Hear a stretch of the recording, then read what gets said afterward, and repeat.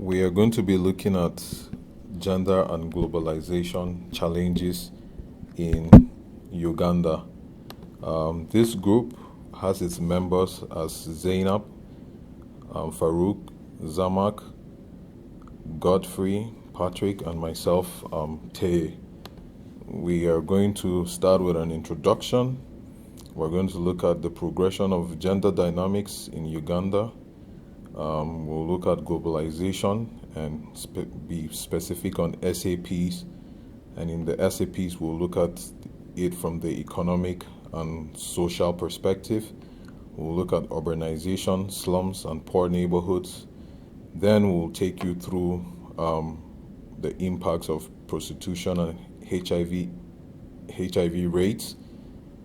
Then we'll look at women labor, remodeling, globalization, and then give some recommendations, then the reference. Uganda is a country located in the eastern part of Africa. It got its independence in October 1962 and has an approximate population of 42.6 million people, and that is based on the 2016 census. The female population is approximately 50% of the general population, and funny enough, the male population is the same. The literacy rate is 70% based on a 2012 evaluation. The country itself has a labor force that is predominantly situated in the rural areas and accounts for 81% of the population. Between 2001 and 2011, tertiary enrollments increased substantially by 363%. Uganda has a wealth of natural resources with large reserves of untapped oil, natural gas, coffee, but however coffee remains one of the country's main exports. It is named as the Pearl of Africa by Winston Churchill because Uganda is rich in wildlife with a large primate population, including the mountain gorilla. Uganda has a young and growing population with 76% of the population below the age of 30 years. And in 2011, 94.8% of the teacher population was trained compared to 80.5% in 2012. I'll now give some time to my colleague Patrick to tell us about the progression of gender dynamics in Uganda. Thank you, Teye. We will now briefly summarize the major milestones leading up to the current gender setup in Uganda. The progression of gender dynamics in Uganda can be broadly illustrated as a three-stage process. The first stage, which was the pre-colonial stage, was characterized largely by patriarchy. This was an era in which the roles of men and women were distinct and were mostly dictated by the cultural norms at the time. In many cultures, for instance, it was a taboo for females in a household to be present in meetings, with men wielding a lot of influence in decision-making. This was followed by the colonial era, which in a sense reinforced gender stereotypes, while at the same time challenging them. Men were often recruited into jobs and generally considered breadwinners in the household.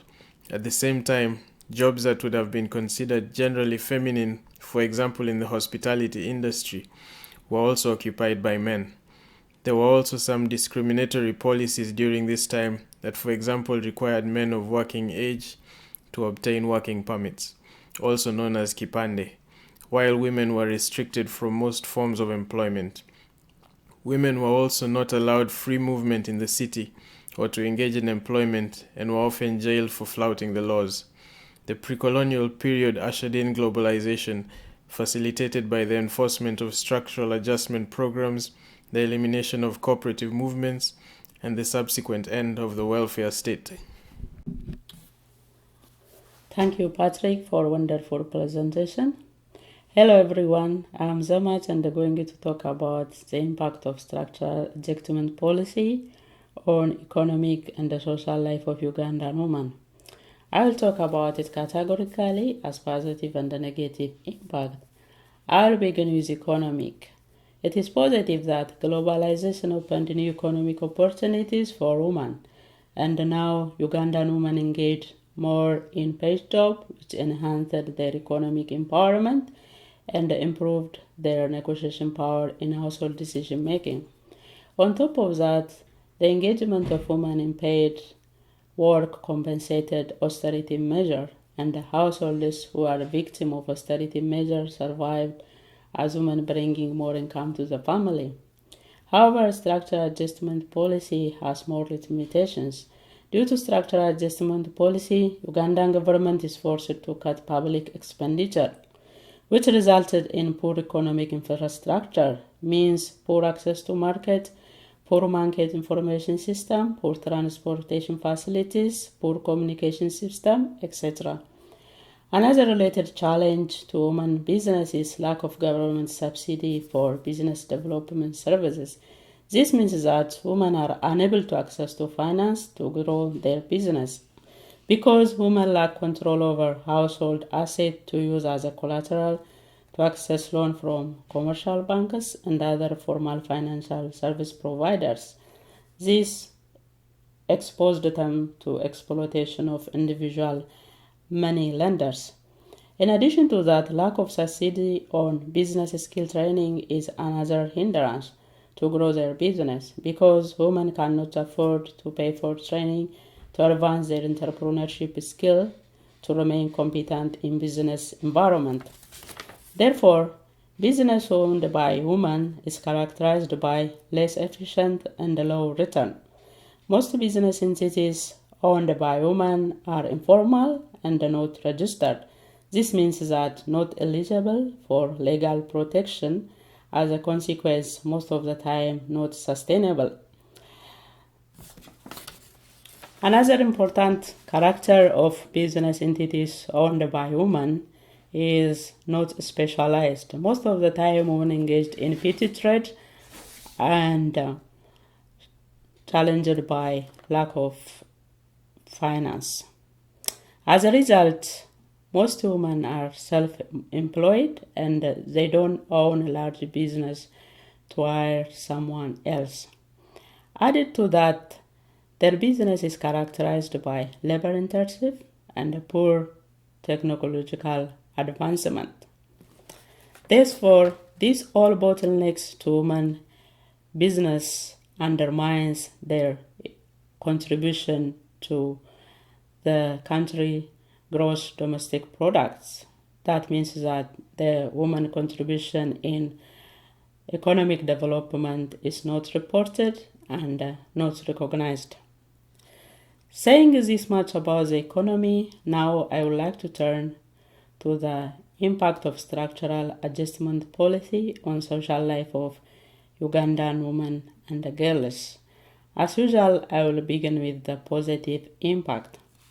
It is positive that engagement of women and girls in paid labor improved freedom of their business and freedom of their movement. Now, Ugandan women get an opportunity to get out of their home, meet with people, and network, which has significant contribution to women empowerment.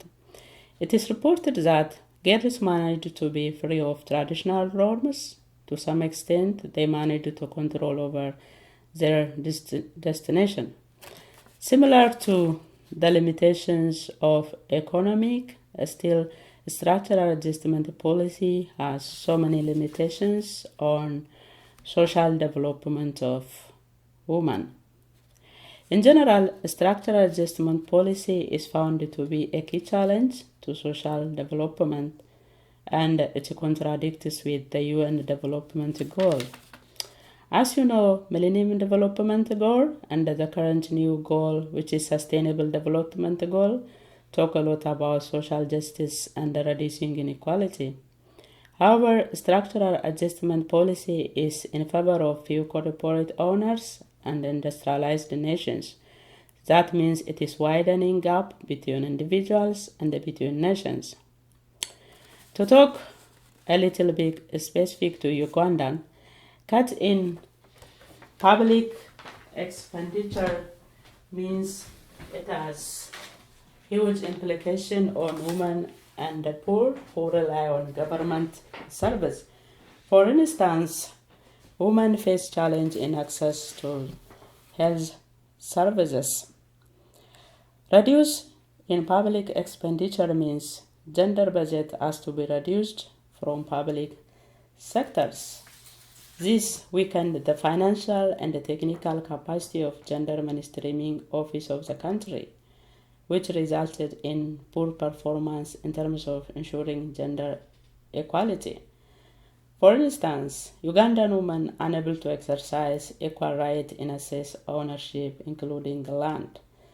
So one of the major factors is lack of strong gender policy and a poor law enforcement, because gender mainstreaming offices are not properly doing their job. Another valid point to raise on negative impact on their social life is the impact on family structure and the girls. Girls who are under age of 18 are forced to live away from their family due to their responsibility of breadwinner, like that of their mother, which literally means child labor exploitation, and forced them to drop their school. Above all, this exposed them to sexual exploitation. So we can conclude that structural adjustment policy nurtured patriarchal ideology, keeping women and the girls in subordinate position. So that's all from my part. Thank you. I'll pass to my colleague who will continue on the impact of structural adjustment policy on social life. Thank you so much. Thank you so much, Zemek. Now I'll talk about urbanization, slums, and poor neighborhoods, and how these have been able to impact on gender in Uganda. Globalization has forced women to move into the cities to look for jobs and supplement household incomes. This consequently has contributed to the rapid population growth and the expansion of the informal sector in Uganda, especially in the urban centers like Kampala. However, it's critical to observe that whereas women are in informal sector earning a livelihood and supplementing their household incomes and supporting their families, many still lack employability skills, lack access to resources, and many have fallen victim to exploitation, especially sexual exploitation. The increasing urban population growth has also created pressure and stress to the limited available resources, including land and housing. This has heightened prices of land and the rent in the city. The situation is made worse by the absence of a social welfare system, thus making decent housing unaffordable for most people, for most poor people, especially the women. The phenomena of urbanization and slumization and the poor conditions in the urban centers has increased the vulnerability of women, especially the young girls, and this has put them at risk of abuse and sometimes exposing them to dangerous activities like prostitution and with negative consequences. Okay, now I'll talk about prostitution and HIV rates in regards to gender. As women continue to move from from the rural areas to urban centers, especially in Kampala. The increasing pressure for them to survive in the city has increased their vulnerability, and this has forced them to resort to means of survival like commercial sex or what one would call prostitution to earn a living. Although in the past some women profited off the trade, as we read from the case study, they also accumulated wealth, accumulated assets and capital, and were able to meet their bills. Today, many poor and illiterate young girls who are joining the trade from the villages cannot even afford to pay their rent. So in other words, prostitution or sex work is not as lucrative as it first started out. And besides that, they are a soft target for harassment from the police and the suspecting public who believe that prostitution is an immoral act. They also continue to suffer from violence, insecurity, poverty, and many have fallen victims to sexually transmitted diseases, especially HIV and AIDS. According to the Uganda AIDS Indicator Survey 2011, HIV and AIDS prevalence rates in the country increased from 6.4 in 2006 to 7.3 in 2011. The prevalence is higher in women at 8.3 compared to men who are at 6.1% at the country level. But in Kampala, which is the main city, the prevalence rates for women is at 11.8% compared to that of men, which is at 4.5%. HIV and AIDS has increased among women sex workers, and as many and many have ended up quitting the trade, which is the only source of their livelihood, hence making their life even worse off than they started out.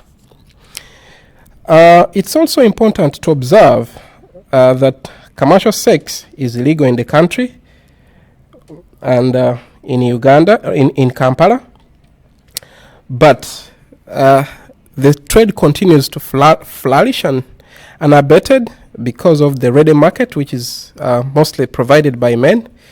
But also the other reason why the trade continues to survive is the weak laws and the authorization constraints by the authorities.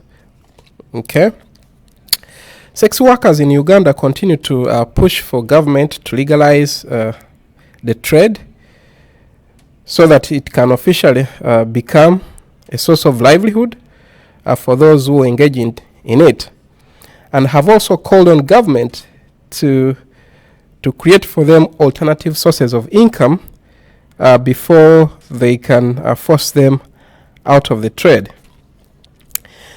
Now, something worth noting here also is that in the past, the gender discriminatory laws restricted women from coming to the city, and one of the reasons for these laws was that these women would end up into antisocial behaviors, and prostitution was part of it. Thank you so much. That was my presentation. Now I'll give an opportunity to the next colleague to take it up from there.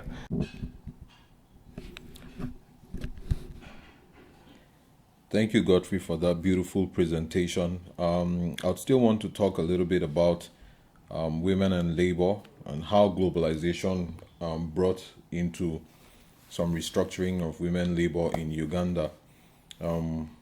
Based on the Ministry of Gender Labor and Social Development Report of 2016 in Uganda, women are estimated to constitute for 52.6% of the labor force. This labor force in the informal sector is scattered in between different areas. Generally, women account for 92% of the informal sector. 73% of those women are into trade. That is the informal sector that has to deal with marketing and selling of goods and products, foodstuff, and all of that. 23% of them are into manufacturing, and 6% of them are into service delivery. The informal sector is characterized by low technology and activities that are labor intensive, mostly dominated by micro enterprise, and has easy entry and easy exit. That is what the informal sector is characterized by. And entry is usually for economic survival rather than business growth. The use of local raw materials is extensive, and products are mainly for urban markets. This basically means that most of the women that go into the informal sector in Uganda don't even go into it because they want to grow a business. It's not out of the desire to start up a business or to grow a business. Most of the time it is the condition, the economic condition of the country, the economic condition caused by globalization that leads and moves the women into going into the informal sector. And while they're in the informal sector, they hardly do their businesses because they want to grow the business. They do the businesses because they want to grow their economy. They want to be able to have the resources, the financial or the economic resources, to take care of their families, to meet their needs, and to grow the economy of their family. Let me add that the informal sector actually contributes to a large percentage to the growth and economy of countries and communities. Unfortunately, the informal sector is not usually recorded or taken serious, but the truth is it's a large sector, and it contributes to a large percentage to the economy of most countries. There's a rise in women and young girls' rural urban migrations due to globalization, coupled with the low levels of education. And this also is a factor that drives women into the informal sector, because most of these women are not educated. They've not been able to go to school, and so they're not able to look for jobs that would be in the offices and in formal business places. And so they are driven into going into the informal sector and doing their best to see that they are able to provide their needs. This has brought a kind of abandonment of agriculture in the rural area, and there's a move by these women to move into the cities, into the urban centers, in order to find ways of meeting their economic needs, so that again they can provide for themselves and provide for their families. Most of the time, these women have dependents. These dependents could be their children, it could be their parents, it could be their brothers or their sisters. And so they see a sense of responsibility towards helping to meet the needs of their extended family or their immediate family, or even complement the salaries or the earnings of their husbands, which most of the time might not be enough to cater for the whole family. So there's a move from the rural areas to the urban areas, but then a lack of education also contributes to them going more into the informal sector, and that contributes to women labor in Uganda. I'll invite my colleague Patrick to talk about remodeling globalization, especially in relationship to gender and globalization and Uganda. Thank you. To be able to overcome the challenges brought about by globalization, it is necessary to come up with a means by which the impacts of globalization are mitigated against. Mulyampiti makes two main suggestions. One is to create mediation institutions that will be responsible for making sure that the changes brought about by globalization do not affect the citizens too adversely. This will require a comprehensive understanding of the ever-changing dynamics both social and economic, that are brought about by globalization. These institutions will help to safeguard against risks by acting as an intermediary whilst regulating the globalization process. However, the prospect of doing this in a free market economy may make it difficult to enforce, but would have worthwhile benefits. The shifting balance of power from the public to the private sector has also placed fiscal interests above social welfare interests.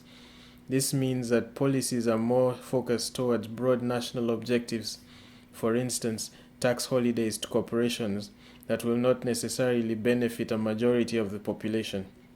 It is therefore important that policies focus on the social welfare as well. Hi, I'm Zainab. I would like first to thank my colleagues for the wonderful presentation looking closer at the urban Ugandan women issues and the effects of globalization on gender. So, based on the above discussions, we've identified the following recommendation. The first one is advocacy and gender activism. So by this we mean women movement, solidarity among themselves, emphasis on the issues such as abortion, sexual harassment, and domestic violence. Women movement affected change in the different women's rights globally, such as rights to divorce, rights to pregnancy, abortion, property rights, and supported advocating for other women's rights as well. So that's why we think advocacy and gender activism is essential and should come as a first recommendation. The second is build capacity of national gender strategies and to push for gender mainstreaming in the country, gender responsive budgeting, contributing to the advancement of gender equality and women's rights. And by thus we mean the process of planning, approving, executing, monitoring, analyzing, and auditing budget in gender-sensitive way, meaning we analyze the actual expenditures and revenue on women as opposed to expenditures on men and boys. And then consequently, you enhance their decision-making processes with regards to allocation and priorities. Therefore, it improves their policy-making and commitment. The third one is design pro-women economic empowerment policy so that women access the business development service, which will be improved later on. Support the policy with flexible financial service product for women, implement gender-sensitive monitoring and evaluation for micro and small enterprise, and enforce gender-desegregated data collection and analysis, which again supports what we said earlier about the gender responsive budgeting. The article also has identified some recommendation. So here we have a mix of recommendations, the ones that we've identified as key, and also the recommendations that we've selected from the reading.